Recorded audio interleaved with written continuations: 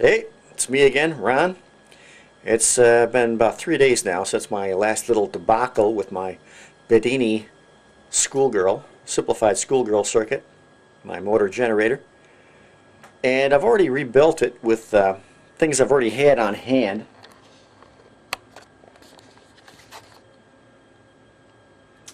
And as you can see, I've put in 4 times the neon light protection here.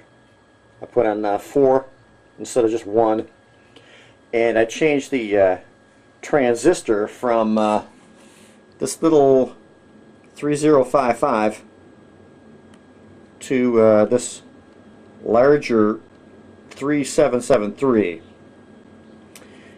And I use this transistor because it's much more robust, but more importantly, I bought them in bulk. So I got a bunch of them. They're already on hand.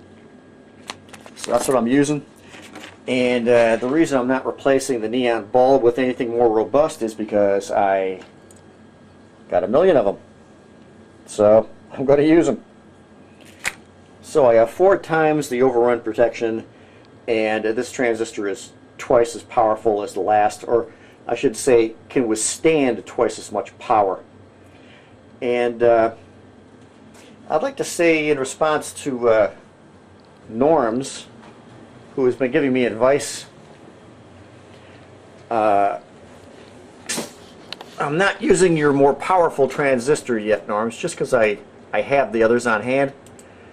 This is the transistor I had been using, and as you can see, or I don't know if you can see, but the emitter and base voltages are kind of low. It can only handle 70 volts at the base, between the collector and the base, whereas the one I'm using now, the 3733, can handle 160 volts.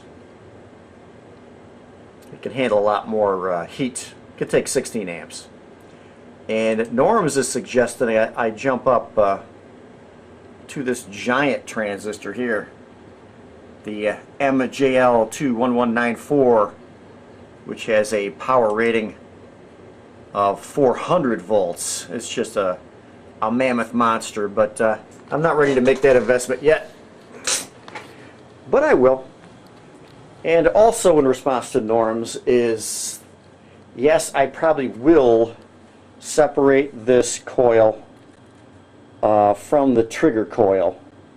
But not yet. The reason I made this thing the way it is because the Bedini schoolgirl circuit is the simplest motor I could make, and I had these throwaway parts already on hand. This is just the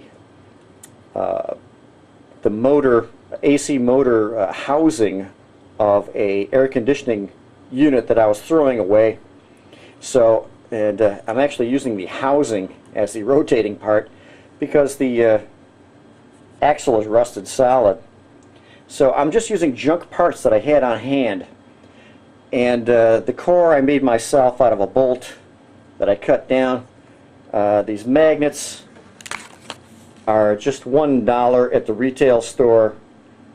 So it only cost me $2 for the magnets to glue on here. So this is just junk parts eyeballed, and that's why I'm using them. It's a very simple circuit. I've been learning on it, but Norms, I probably will have to move up to an Adams if I want to go farther with this.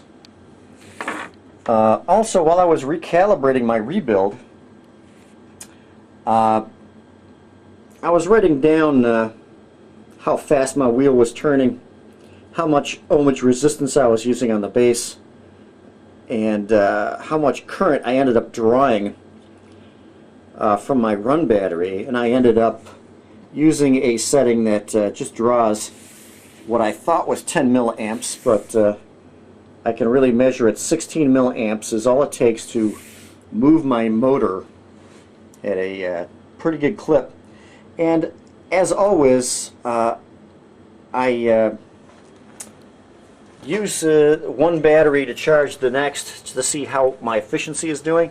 And these are universal batteries, UB. That means these batteries are made to strict measurements.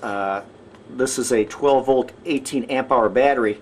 If I buy 2, 3, or 4, they're all going to be exactly the same and give me exactly the same output, absorb energy exactly the same way. So, oh, the cat's down here at my feet trying to play. Gigi, Gigi, what are you doing, kitty? Kitty. Anyway, so I was running my motor, and I write down the voltages before and after I hook it up, and there is a 5-hour spread. It took me over 5 hours. There we are. For 5 hours straight, it was measuring the same voltage on my run battery. That is, it wasn't using like any energy, any measurable energy, to run that wheel at several hundred RPM for 5 hours straight. And the charge battery is hooked up, and it was collecting the energy back. And at the end of the run, I let things settle for 12 hours. Your batteries have to rest for a good long time before you can get an accurate reading out of them again. That is, if you charge a battery, it stays a little high for a while and settles back down. The same with the run battery. It'll show low for quite a while. Well, the run battery ended after a 12-hour rest of running this engine for 5 hours at 12.24 volts. And I had started with 12.24 volts on the run battery. So after 5 hours and a rest, it came right back up to where it started. And with the charge battery, it started at 12.16 and caught the energy over time, and then settled back down to 12.17, which is just 1/100th more than it started from. So basically, again, this motor is about 100% efficient. I get back the same amount of energy I put in.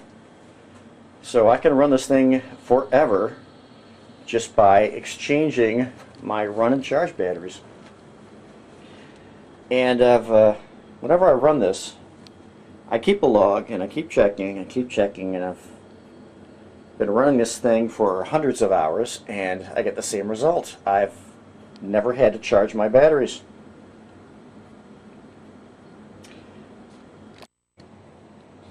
So in conclusion, I've got a motor that is nearly 100% efficient. It is 100% efficient as far as I can tell, but I'm sure I'll lose energy somewhere eventually. And I made it from junk. So there you go. What's that?